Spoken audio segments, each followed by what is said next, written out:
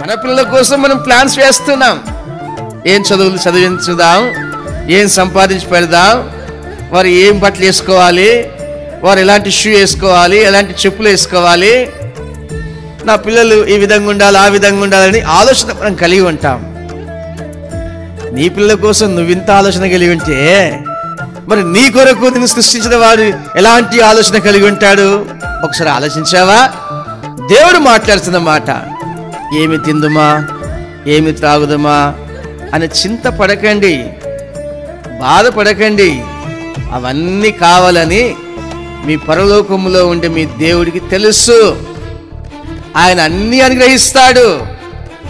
మీరు జీవన ప్రయాణంలో కొనసాగుతున్నారు. ఇది ఎలాంటి ప్రయాణం? ఒక ఇంట్లో పుట్టాం, తల్లికి తండ్రికి. అక్కడి నుంచి ప్రారంభమైంది మన ప్రయాణం. ఇది అరణ్య ప్రయాణం. ఈ అరణ్య ప్రయాణంలో అనేకమైన కష్టాలు, ఇరుకులు, ఇబ్బందులు, బాధలు వస్తూ ఉంటాయి.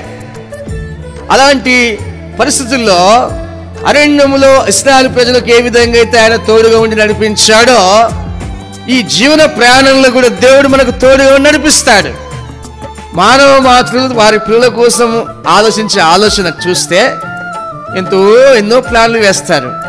అప్పుడు నీ కొరకు దేవుడు ఎంత ప్లాన్ కలిగి ఉన్నాడు, నీ కొరకు ఎంత ప్రణాళిక కలిగి ఉన్నాడు. ఆలోచన చేసావా? ఎప్పుడన్నా చేయలేదు.